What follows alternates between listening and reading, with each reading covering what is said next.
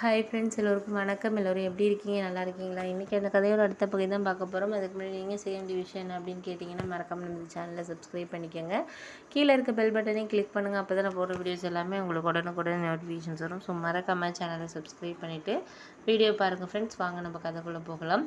அதுக்கப்புறம் அண்ணன் ஊர்லேருந்து வந்தார். வந்ததுக்கப்புறம் எங்ககிட்ட யாருக்கிட்டையுமே சரியாக பேசவே இல்லை. எப்போதும் ஊர்லேருந்து வந்தோடனே ரொம்ப சந்தோஷமாக இருப்பார். எதாக இருந்தாலும் ஒரு அங்கே ஆஃபீஸில் நடக்கிற விஷயமா இருக்கட்டும், அதுக்கப்புறம் ஃப்ரெண்ட்ஸுக்குள்ளே நடக்கிறது எல்லா விஷயத்தையும் பற்றி அம்மாக்கிட்ட என்கிட்ட எல்லாருக்கிட்டையும் பேசிக்கிட்டு இருப்பார். ஆனால் இந்த விட ஒரு வாரமாகவே பார்த்தீங்கன்னா ரொம்ப சைலண்ட்டாகவே இருந்தார். அம்மாவும் என்ன ஏது அப்படின்னு கேட்டாங்க.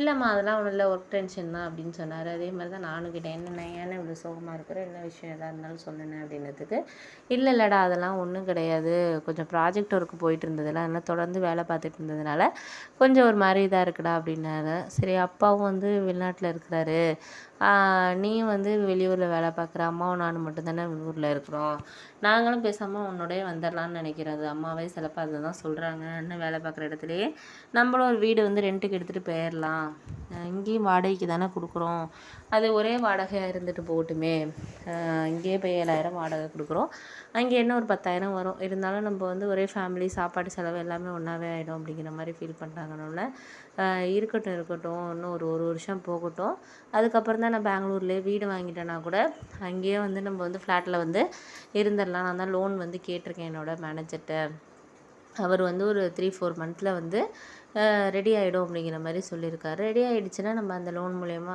இஎம்ஐ கட்டுற மாதிரி, மந்த்லி கட்டுற மாதிரி, சேலரிலேருந்து ஒரு 10,000 பிடிக்கிற மாதிரி நான் பார்த்துக்கிட்டு இருக்கேன். போய் நான் வீடெல்லாம் கூட பார்த்துட்டு வந்தேன். அம்மா அடுத்த மாதத்துல தான் அழைச்சிட்டு போய் காட்டணும் அப்படின்னோடனே சரின்னு அதுக்கப்புறம் அண்ணன் சரி நான் ஃப்ரெண்ட்ஸை பார்த்துட்டு போகிறேன் அப்படின்னு சொல்லிட்டு போனார். போனவர் வீட்டிலே அவரோட ஃபோனை வச்சுட்டு போயிட்டார். அப்போ மாலினி அப்படின்னு சொல்லிட்டு ஒரு ஃபோன் தொடர்ந்து வந்துக்கிட்டே இருந்துச்சு. அண்ணன் போய் ஒரு 1/2 அன் ஹவர்லேருந்தே பார்த்தீங்கன்னா எப்படியும் ஒரு 15 தடவைலேருந்து 20 தடவை தொடர்ந்து ஃபோன் பண்ணிக்கிட்டே இருந்தாங்க. ஃபோன் பண்ணிக்கிட்டே இருந்தோன்னே என்னாச்சு என்னென்னு கேட்குறதுக்கு எனக்கு அம்மா கேட்குறாங்க, யாரோ ஒரு பொண்ணு ஃபோன் பண்ணுது போல இருக்குடா, சைலண்டில் போட்டிருப்பான் போல இருக்குது, வைப்ரேஷன் ஆகிட்டே இருக்குது ஃபோனு, நானும் என்னடா சவுண்டு கேட்குதேன்னு போய் பார்த்தேன், செல்ஃப்லேயே வச்சுட்டு போயிட்டான் அப்படின்னோடனே, இல்லைம்மா யார் என்னன்னு தெரியல, ஏதாச்சும் முக்கியமான காலாக இருக்க போதுடா, ஏன்னா 10-15 தடவைக்கு மேலே அந்த நம்பர்லேருந்து கால் வந்துக்கிட்டே இருக்குது அப்படின்னோடனே சரி சரி பார்ப்போம் அப்படின்னு சொல்லிட்டு அதுக்கப்புறம் ஓகே அப்படின்னு சொல்லிட்டு அதுக்கப்புறம் பார்க்குறதுக்காக இது பண்ணோன்னே என்னாச்சுன்னு பார்த்தீங்கன்னா, உடனே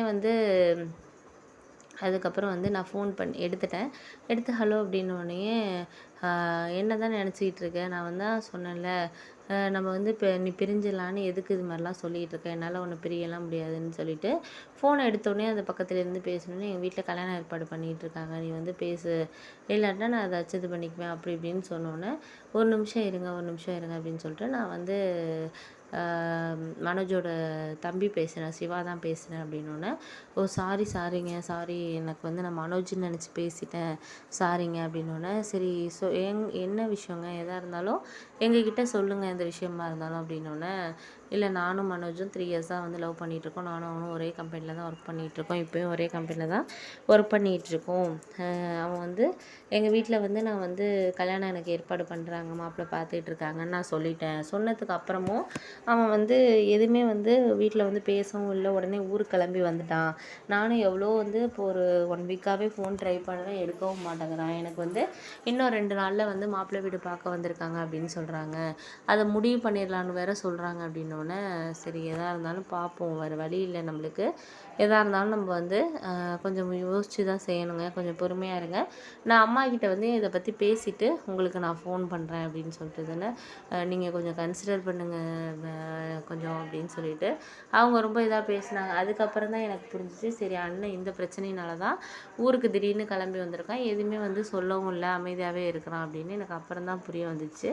அதுக்கப்புறம் நான் ஒரு முடிவு பண்ணிட்டேன், சரி இதுக்கப்புறம் எதாக இருந்தாலும் நம்ம அண்ணன்கிட்ட பேசுகிறதோட அம்மாக்கிட்டேயும் அப்பாக்கிட்டேயும் இதை பற்றி பேசுகிறது நல்லது அப்படின்ட்டு அதுக்கப்புறம் அம்மாவை கூப்பிட்டு இந்த விஷயத்த நான் சொன்னேன், இது மாதிரிம்மா அப்படின்னோடனே, சரி ஓகே அம்மாவும் என்ன சொன்னாங்க, ஃபஸ்ட்டு கொஞ்சம் கொஞ்சம் அதிர்ச்சியாக தான் இது பண்ணாங்க. ஏன் அப்படின்னா, ஏன்னா பையன் இந்த விஷயத்த மறைச்சிருக்கான் அப்படிங்கிறப்ப எல்லா அம்மாவுக்கும் வந்து, ஏன் நம்மக்கிட்ட நம்ம ஃப்ரெண்ட்லியாக தானே பேசுகிறோம், எல்லாம் பண்ணுறோம், ஏன் நம்மக்கிட்ட மறைக்கிறதுக்கான காரணம் என்ன அப்படின்னோடனே ஒன்றுமே புரியல. அதனால சரி ஓகே அப்படின்னு சொல்லிட்டு அம்மா என்ன சொன்னாங்க, சரிடா அந்த பொண்ணு வந்து இவனை லவ் பண்ணதுக்காக இவ்வளோ கஷ்டப்படக்கூடாது. அந்த பொண்ணு எவ்வளோ ட்ரை பண்ணி பார்க்குது.